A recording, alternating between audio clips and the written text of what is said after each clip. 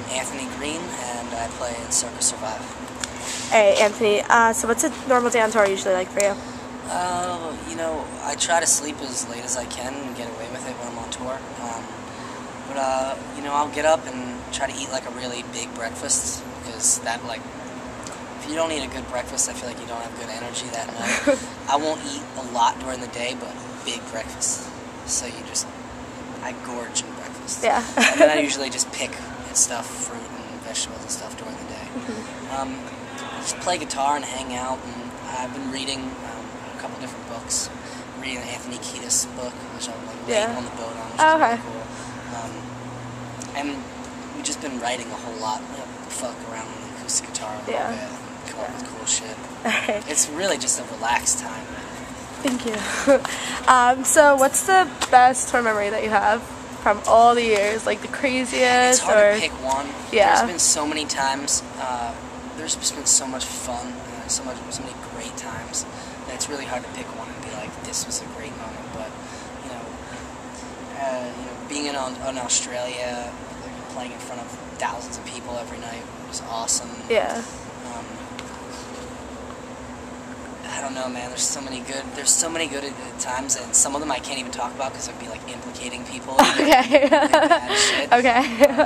But we just had a great time. We just went to Belgium for the first time and played a festival over there, and had the best response ever. And the show was really fun, and it's always a good feeling. Did you find it really different from touring here to the crowd, or just? You know, it was a big festival, so it was a lot like other festivals. The people who ran it were really cool. Yeah. But you know, the crowds are way different over in Europe, especially for us, just because over there we're like still we're very much a baby band over there.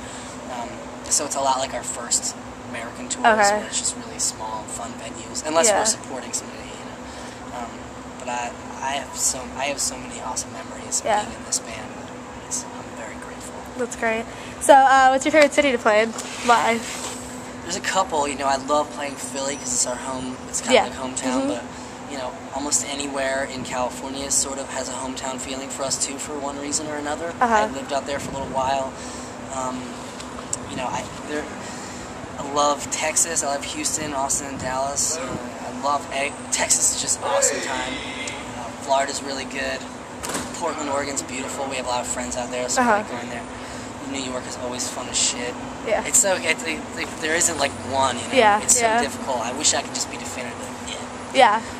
Nebraska. We're blessed, with all of these great places we can go and have a good time. Yeah.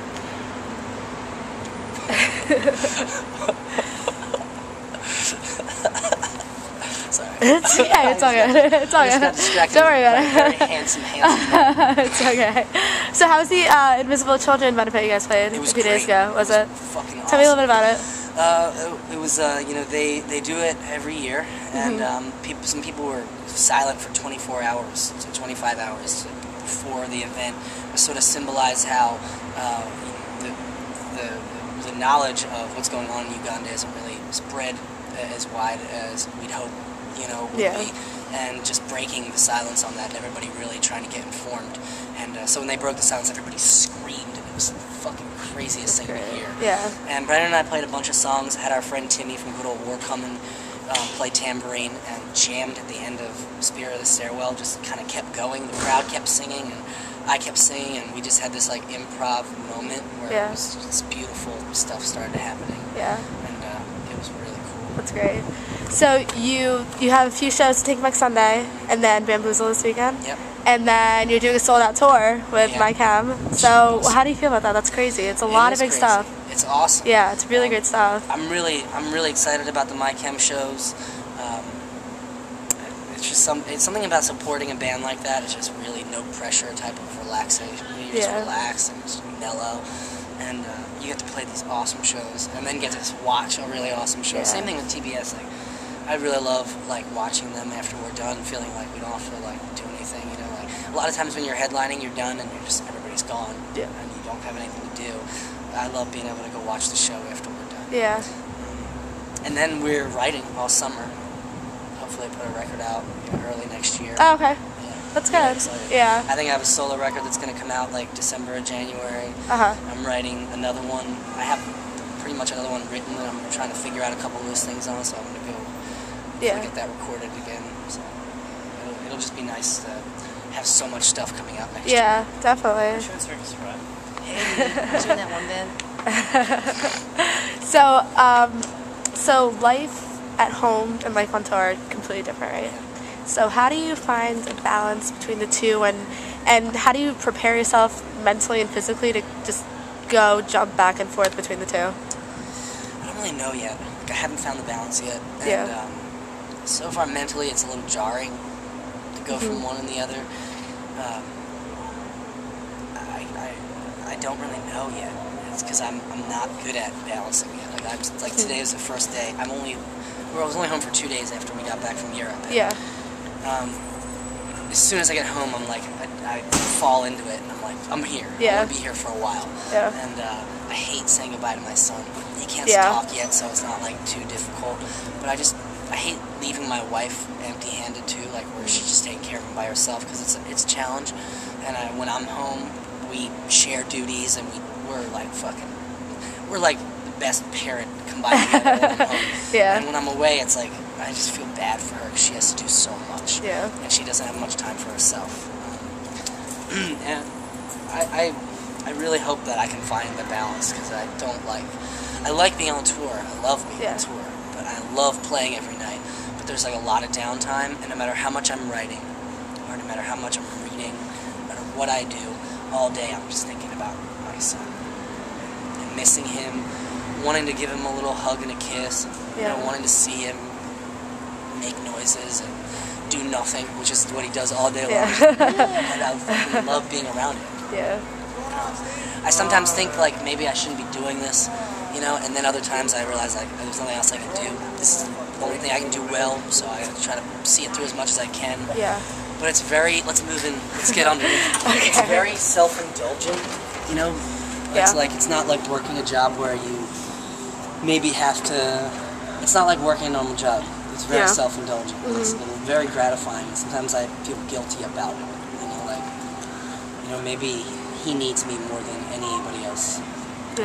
I'm figuring it out. It'll be alright. I think she's going to come on tour when I do these solo shows, and I think she's going to come to some of those Mike Hem shows. I just worry about him getting sick and not being in enough. He was just born recently, right? He's only 6 months, 7 months. So. I thought when he was born that I'd be like, fuck it, let's just go and take him, just fit my backpack. But they get sick really easily, and they're fussy, and they get tired, and I just want him to be stable and not be like me. And I worry about that. So I don't want to throw him backstage in a van or a bus. That's good. I'll figure out the balance thing, and then I'll be sure to let you know. Okay, let me know. So, not only do you have one of the most distinct voices I've ever heard in my entire life, beautiful, distinct voice. Every time I hear one of your songs, I know it's you. But you're looked upon so highly by both critics and fans for your lyrics. So where do you get that inspiration when you're writing? A lot from other music.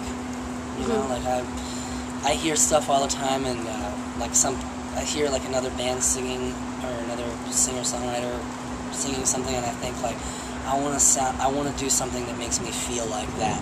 And then I'm really inspired just by my peers and by guys in my band, and just stuff that happens in my life that I want to be able to express in a way that feels good to me. I'm not so interested in trying to make sense to everybody, which is I think what maybe people like about it. Because sometimes what you're thinking and what you're feeling doesn't always make sense.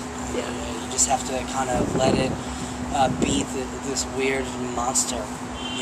And most of the time I find that if I like something, then people will be able to relate to it, and I never have to really worry about trying to get people to relate to it. I think that's where singers and lyricists and poets will lose whatever is amazing about their ability to shadow and influence and really make it their own. Is that they're worried about making sense to people, or reaching people, or just really even thinking about anybody reading it. You get something to a point where you understand it and you feel passionately about it, and you will attract other passionate people. Yeah.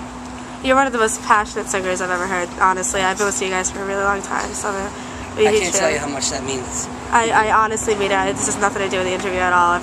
I'm stoked to see you guys. I've seen you play so many times before, and it's just... I think there's a lot of people that work and have jobs and make a living and do even stuff like this that are really passionate about things in their life and don't necessarily have people that see that and say that stuff.